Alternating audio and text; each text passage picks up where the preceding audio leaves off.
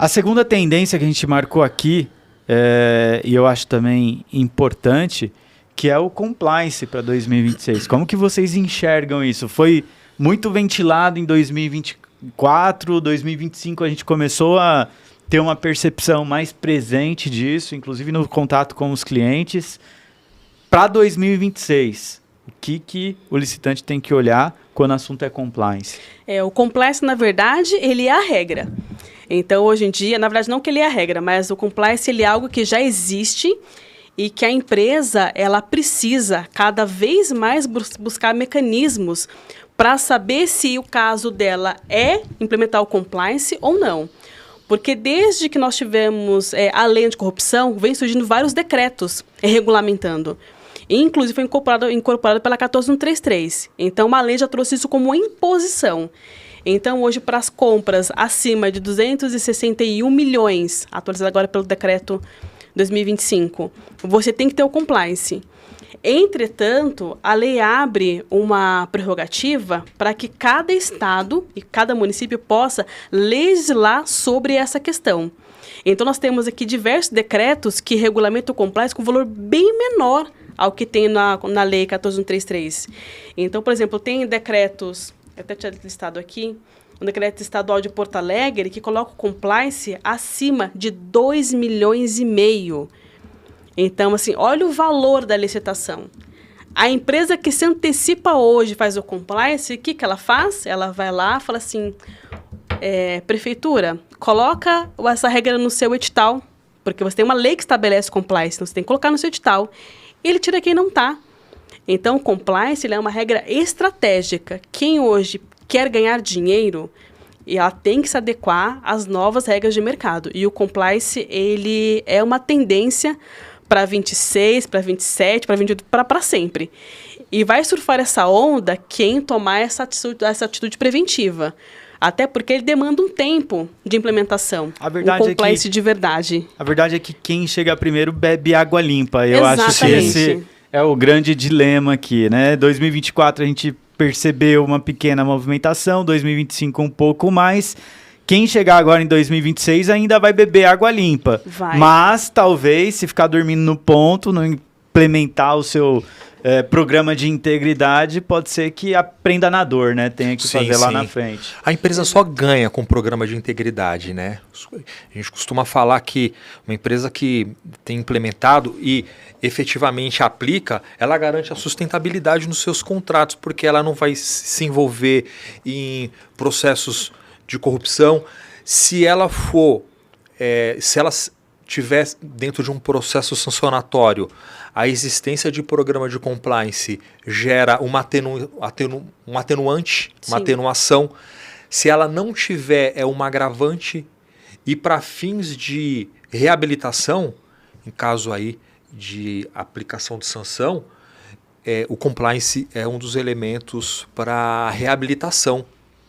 E tem uma outra questão interessante, porque a depender da empresa com muitos contratos, ela com um programa de compliance ativo, ela tem benefícios naqueles casos de autodenúncia.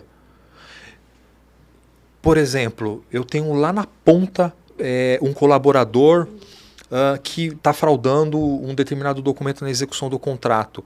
Se eu não me autodenunciar e apontar que ele está fraudando, a possibilidade daquela fraude gerar uma declaração de inidoneidade ela é gigantesca. Agora, se eu tenho um departamento de compliance ou uma consultoria de compliance, a própria consultoria vai buscar aquele problema, vai estruturar um dossiê, com provas do que efetivamente aconteceu e vai apresentar para a autoridade de competência uma autodenúncia.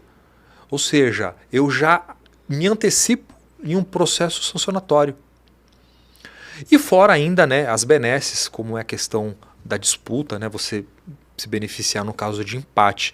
Então, o futuro das contratações públicas passa pela estruturação e manutenção de programas de compliance. A gente está vendo, como a doutora disse, novos regulamentos sendo editados, ampliando a presença do compliance. Então, como dica e como tendência do ano de 2023, programa de integridade. E aí, até aproveitando que a gente está falando dessa tendência, existe um ponto que é quanto tempo leva para se implementar um programa de compliance e quais são os passos que eu tenho que dar para implementar o meu processo de compliance para quem ainda não olhou para esse movimento? Perfeito. O tempo que estabelece até a lei anticorrupção é o prazo de 6 meses. Via de regra, esse é o tempo de implementação de um compliance. Esse prazo ele pode ser um pouco menor e pode ser um pouco maior, porque vai depender da estrutura da empresa para a implementação do compliance. Ou seja, quem já fez já está bebendo água limpa. Agora, quem não fez, minimamente vai ter que esperar 6 meses para beber água limpa para fazer disso um diferencial. Quem não fez está dormindo no ponto. Exatamente. E procurar, nesse sentido, Pedro, que é muito importante, uma empresa séria para fazer o compliance. Porque existe, infelizmente, compliance de prateleira. Esse é o nome que foi titularizado. São, na verdade, peças em que a empresa acha que é um compliance, mas, na verdade, é um código de conduta, é um plano de política privada, é um canal de denúncia, e a empresa participa, vai lá no sistema, forma que tem um compliance, e, na verdade, não tem. Ou seja, ela faz uma declaração falsa. E isso tem como consequência um ato sancionatório. Então, tomar muito cuidado em relação a isso. Pesquisa a empresa que você vai procurar para realizar. Desconfie de preços relativamente baratos, porque o compliance ele tem um custo elevado, porque ele é um programa, de fato, que demanda muitas horas de trabalho.